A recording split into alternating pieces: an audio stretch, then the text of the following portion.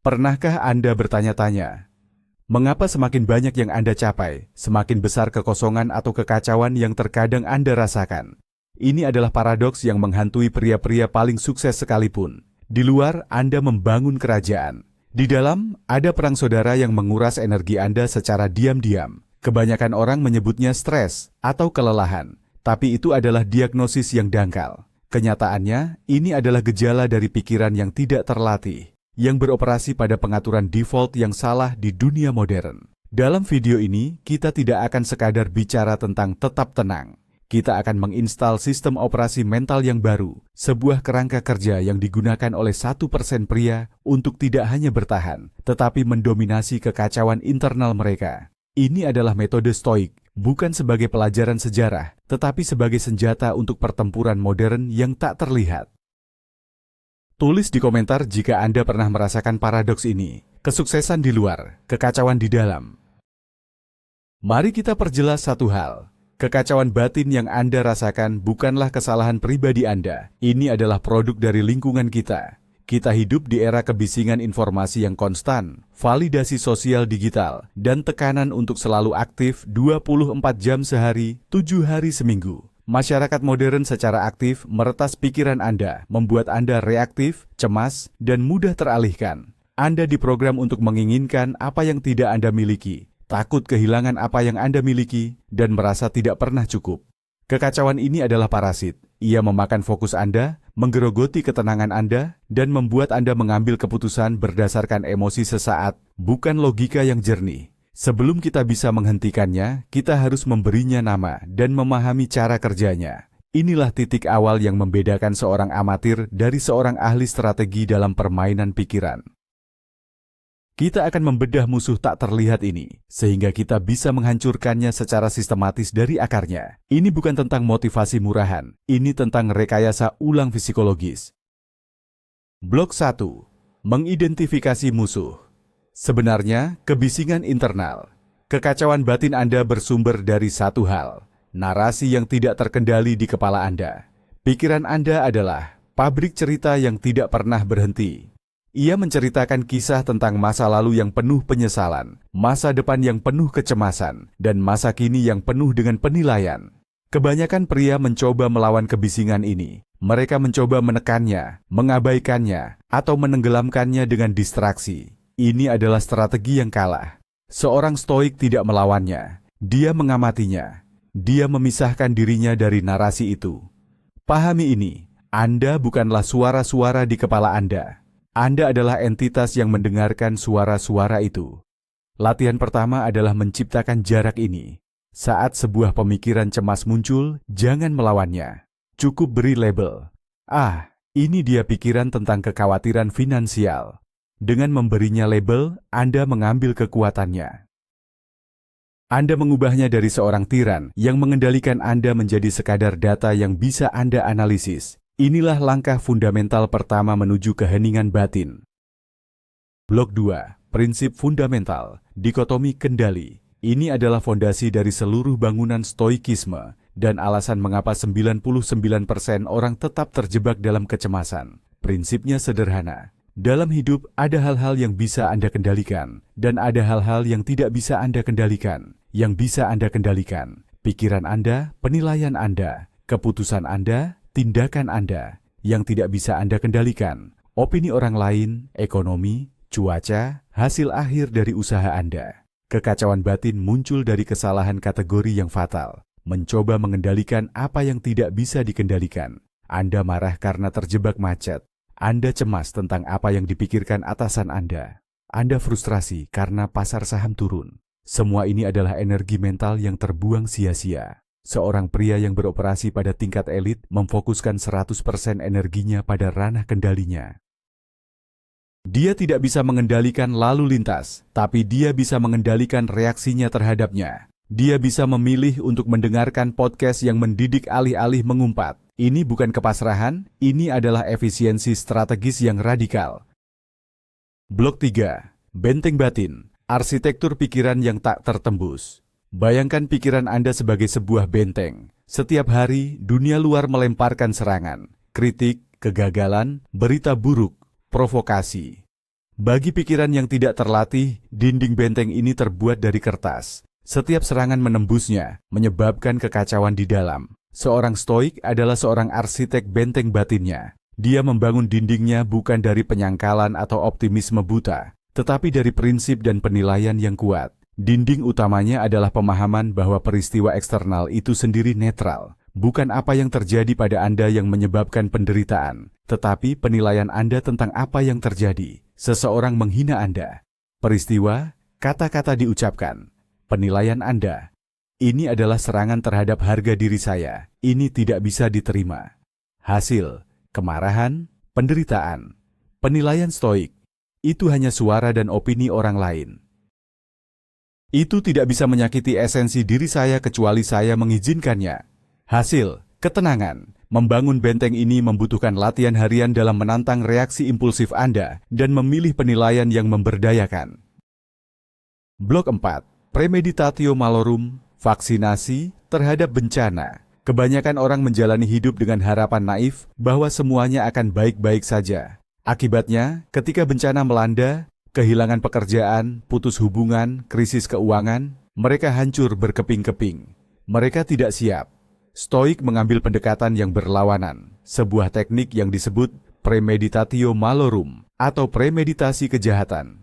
Ini bukan pesimisme, ini adalah simulasi bencana dalam lingkungan pikiran yang terkendali. Setiap pagi, luangkan waktu sejenak untuk membayangkan hal-hal yang bisa salah hari ini. Bayangkan proyek Anda gagal, bayangkan orang yang Anda cintai meninggalkan Anda, bayangkan Anda kehilangan kekayaan Anda. Tujuannya bukan untuk membuat diri Anda cemas, tetapi untuk menghilangkan sengat dari peristiwa-peristiwa ini. Dengan memvisualisasikannya terlebih dahulu, Anda mempersiapkan respons Anda. Anda melatih diri untuk berkata, "Aku sudah mengantisipasi ini, aku bisa menangani ini." Ini seperti seorang pilot yang berlatih di simulator untuk menghadapi kegagalan mesin. Ketika itu benar-benar terjadi, dia tidak panik, dia menjalankan protokol. Blok 5. Amor fati, mengubah rintangan menjadi bahan bakar. Ini adalah konsep stoik yang paling kuat dan paling sulit dipahami oleh pikiran biasa. Amor fati berarti mencintai takdir. Ini jauh lebih dari sekadar menerima apa yang terjadi.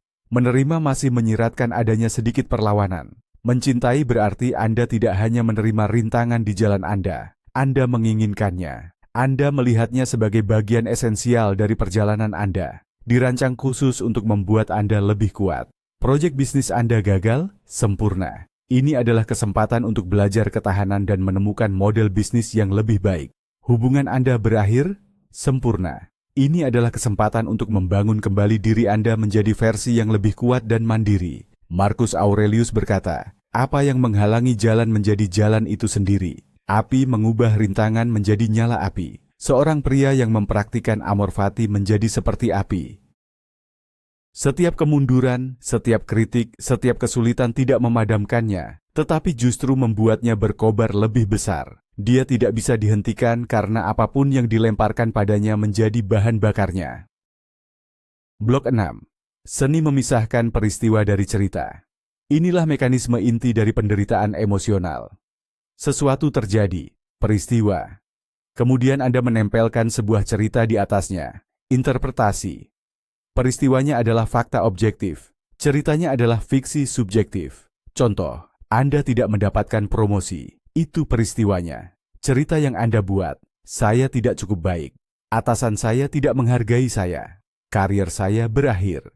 Cerita inilah yang menyebabkan rasa sakit, bukan peristiwanya. Seorang stoik berlatih untuk secara sadar memisahkan keduanya. Dia akan berkata pada dirinya sendiri, faktanya adalah, posisi itu diberikan kepada orang lain. Titik. Semua hal lain, cerita tentang kegagalan dan ketidakadilan, adalah tambahan yang saya ciptakan. Dengan melakukan ini, dia merebut kembali kendali. Dia bisa melihat situasi dengan jelas, tanpa kabut emosi. Mungkin dia perlu meningkatkan keterampilan tertentu. Mungkin ada politik kantor yang terlibat. Dengan melihat fakta, dia bisa membuat strategi. Dengan terjebak dalam cerita, dia hanya bisa menderita. Latih ini pada hal-hal kecil, dan Anda akan siap untuk hal-hal besar. Blok 7. Memento mori, menggunakan kematian sebagai penasihat. Di dunia yang terobsesi dengan penyangkalan, penuaan, dan kematian, stoik justru merangkulnya. Memento mori, ingatlah bahwa kamu akan mati. Bukanlah pemikiran yang mengerikan. Ini adalah alat yang paling ampuh untuk menciptakan kejelasan dan urgensi. Ketika Anda benar-benar menyadari bahwa waktu Anda terbatas, hal-hal sepele yang biasanya menimbulkan kecemasan tiba-tiba kehilangan kekuatannya. Apakah pendapat orang asing di internet benar-benar penting dalam skema besar hidup Anda? Apakah kemarahan karena hal-hal kecil sepadan dengan energi mental Anda yang terbatas? Kematian adalah penasihat utama. Ia membisikkan di telinga Anda. Jangan sia-siakan hari ini untuk hal-hal yang tidak penting.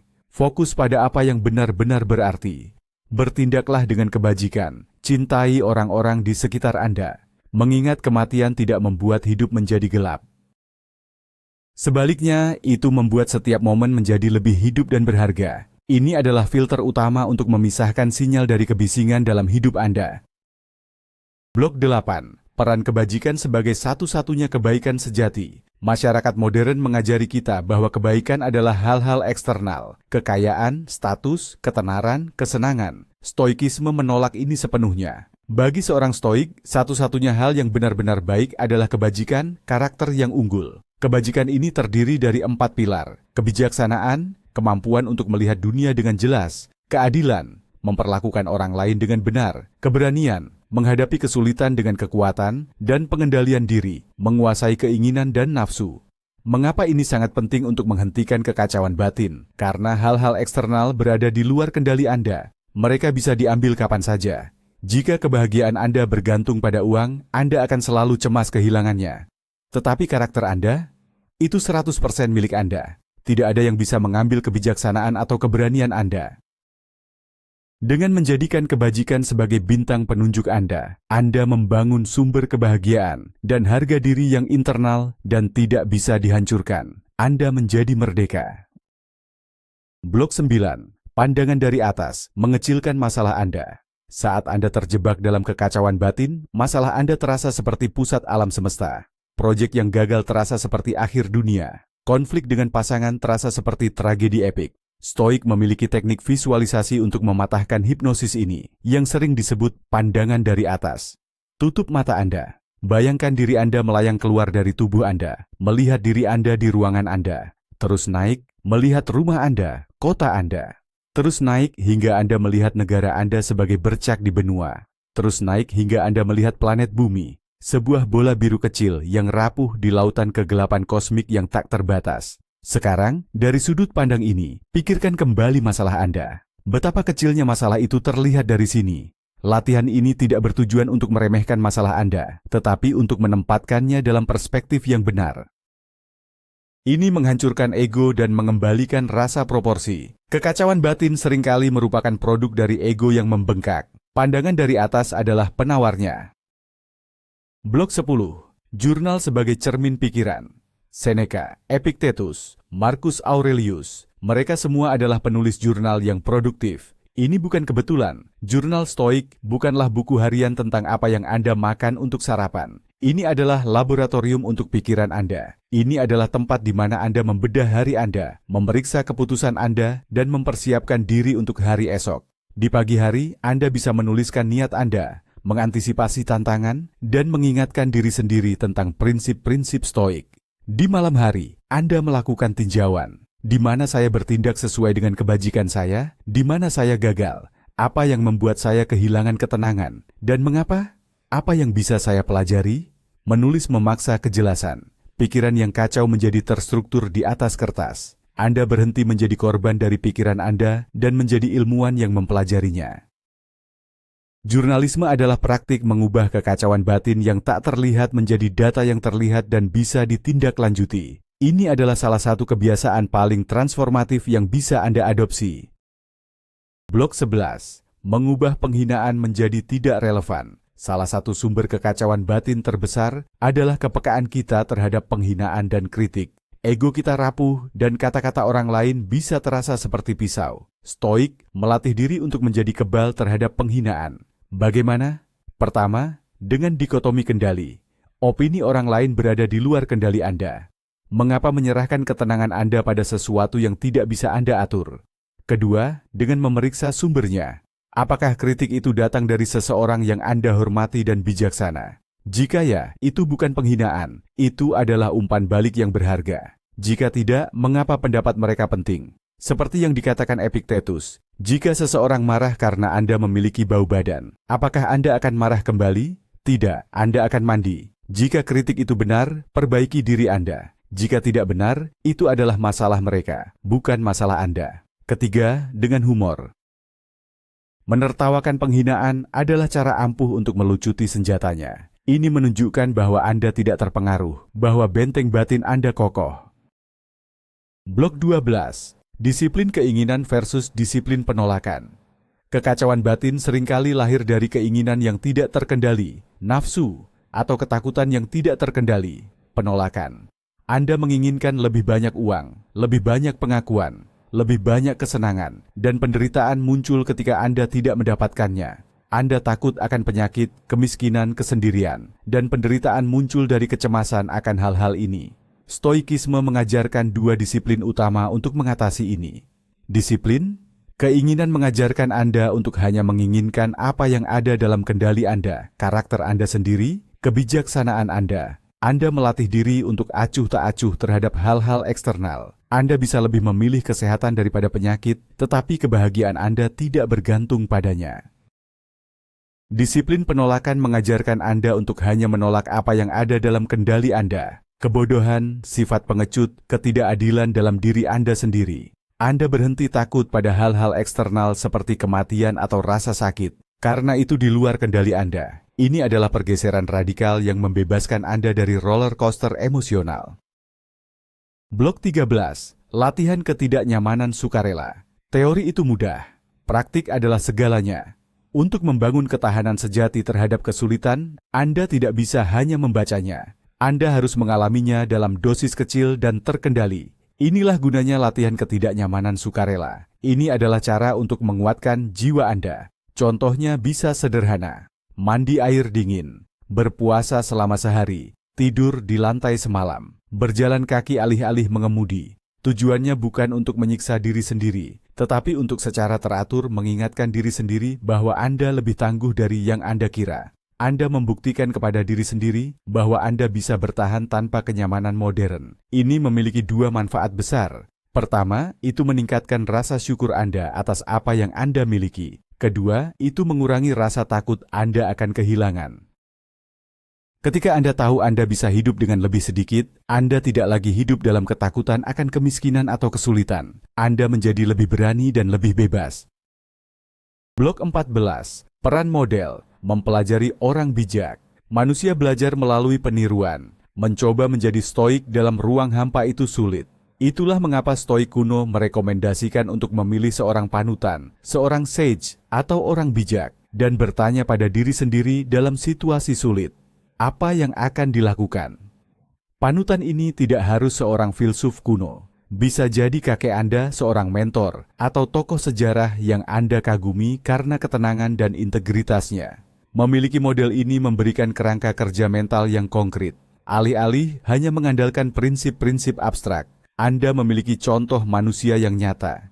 Ini menyederhanakan pengambilan keputusan. Ketika Anda merasa akan meledak dalam kemarahan, Anda berhenti dan bertanya, bagaimana akan menangani provokasi ini? Pertanyaan ini menciptakan jeda penting antara stimulus dan respons. Di dalam jeda itulah letak kekuatan dan kebebasan Anda untuk memilih reaksi yang bajik, bukan reaksi impulsif. Blok 15. Simpatia, memahami keterhubungan universal. Ego adalah akar dari banyak kekacauan batin. Perasaan bahwa saya terpisah dari dunia, bahwa masalah saya adalah yang paling penting. Stoikisme menawarkan penawar untuk ini dengan konsep simpatia. Ini adalah kesadaran bahwa kita semua adalah bagian dari satu organisme yang lebih besar, kemanusiaan, alam, kosmos. Setiap individu adalah anggota tubuh dari keseluruhan. Apa yang baik untuk sarang lebah, baik untuk lebah. Apa yang baik untuk kemanusiaan, baik untuk individu. Memahami ini secara mendalam mengubah perspektif Anda.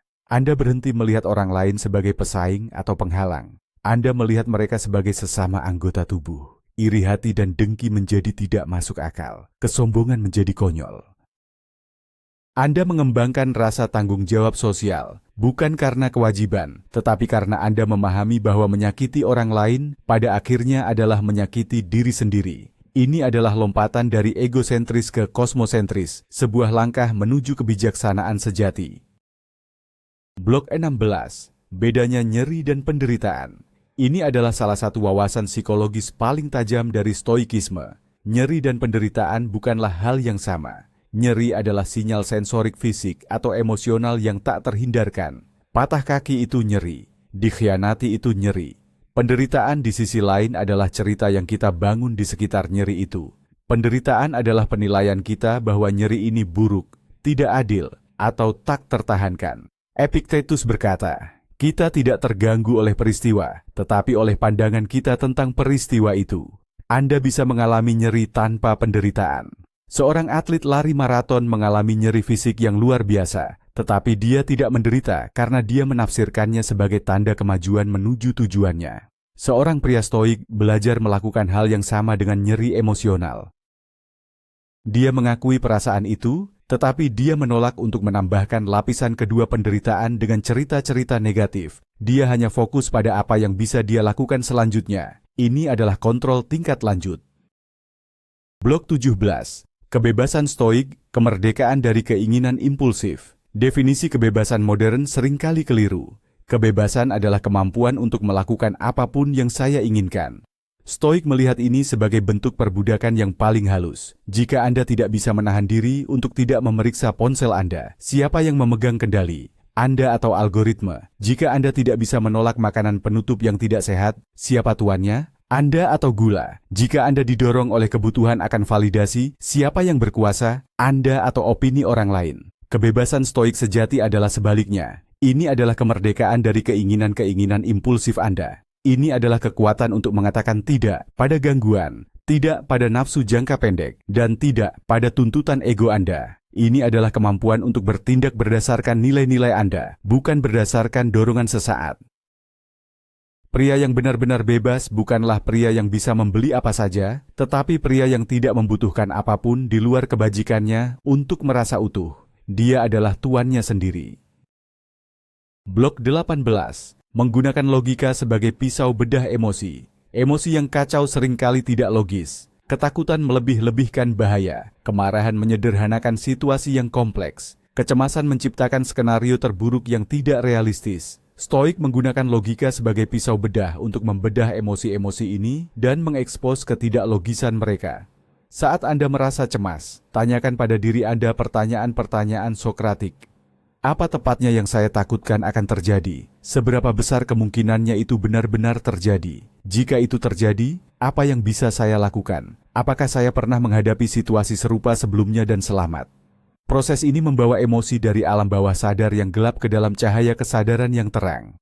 Seringkali, hanya dengan memeriksanya secara logis, emosi itu kehilangan cengkeramannya. Anda tidak menekan emosi, Anda memahaminya, Anda menantangnya dengan akal sehat. Ini adalah keterampilan seorang detektif mental yang mencari kebenaran di tengah kabut perasaan. Blok 19. Seni keheningan dan perkataan yang diperlukan. Epictetus menasihati, biarlah keheningan menjadi tujuan utama Anda. Katakan hanya apa yang perlu dan dengan kata-kata singkat. Di dunia yang penuh dengan kebisingan, di mana setiap orang berteriak untuk didengar, kemampuan untuk diam adalah sebuah kekuatan super. Kekacauan batin seringkali diperparah oleh kekacauan eksternal yang kita ciptakan melalui perkataan yang tidak perlu. Menggosip, mengeluh, membual, berdebat tentang hal-hal sepele. Semua ini menguras energi mental dan menciptakan drama yang tidak perlu. Seorang pria stoik menghargai kata-katanya. Dia berbicara dengan niat. Dia lebih banyak mendengarkan daripada berbicara. Keheningannya bukanlah kekosongan, tetapi penuh dengan pengamatan dan pemikiran. Ketika dia berbicara, kata-katanya memiliki bobot karena jarang digunakan dan selalu memiliki tujuan. Dengan mengurangi output verbal yang tidak perlu, Anda secara dramatis mengurangi input emosional yang kacau. Anda menciptakan ruang di dalam pikiran Anda untuk ketenangan dan kejelasan. Blok 20. Perjalanan, bukan tujuan. Menjadi stoic sage. Penting untuk dipahami bahwa stoikisme bukanlah sebuah tujuan akhir, di mana Anda mencapai pencerahan dan tidak pernah lagi merasakan emosi negatif. Itu adalah mitos. Bahkan Marcus Aurelius, Kaisar Roma, harus menulis kepada dirinya sendiri setiap hari untuk mengingatkan dirinya tentang prinsip-prinsip ini. Stoikisme adalah praktik seumur hidup. Ini adalah perjalanan, bukan tujuan. Tujuannya bukanlah untuk menjadi sage yang sempurna dan tanpa cacat, tetapi untuk terus berusaha menjadi lebih baik setiap hari. Akan ada hari-hari di mana Anda gagal, di mana Anda kehilangan ketenangan, di mana Anda dikendalikan oleh emosi. Itu tidak apa-apa. Kuncinya adalah bangun keesokan harinya, meninjau kesalahan Anda tanpa menghakimi diri sendiri, dan kembali berlatih. Kemajuan, bukan kesempurnaan, adalah tujuannya. Kekuatan sejati terletak pada ketekunan dalam latihan ini, dalam komitmen untuk menjadi arsitek jiwa Anda sendiri, hari demi hari, hingga napas terakhir Anda. Kita telah melakukan perjalanan jauh dalam 1 jam terakhir. Kita telah membedah kekacauan batin, memberinya nama, dan yang terpenting, kita telah mengumpulkan persenjataan yang kuat untuk menghadapinya. Kesimpulan utamanya adalah, ini, kekacauan yang Anda rasakan bukanlah kekuatan eksternal yang menyerang Anda. Itu adalah produk dari pikiran yang tidak terlatih. Dan karena itu adalah produk dari pikiran Anda memiliki kekuatan absolut untuk mengubahnya. Anda bukan lagi korban dari kekacauan. Anda adalah komandannya. Alat-alat ini, dikotomi kendali, amor fati, premeditatio malorum, bukanlah trik murahan. Itu adalah prinsip-prinsip abadi untuk membangun jiwa yang tak tergoyahkan. Mulai hari ini, Anda memiliki pilihan. Setiap kali kemarahan, kecemasan, atau keputusasaan muncul, Anda bisa memilih untuk tunduk padanya, atau Anda bisa berhenti, mengambil napas, dan menerapkan salah satu dari alat-alat ini. Anda adalah arsitek dari benteng batin Anda. Bangunlah dengan baik. Terima kasih telah menginvestasikan waktu Anda untuk memperkuat pikiran Anda. Jika video ini memberi Anda nilai, subscribe dan nyalakan notifikasi, karena perjalanan kita baru saja dimulai. Sekarang saya punya satu pertanyaan untuk Anda, dan saya ingin Anda menjawabnya dengan jujur di kolom komentar. Teknik stoik mana yang akan Anda terapkan pertama kali dalam hidup Anda mulai besok?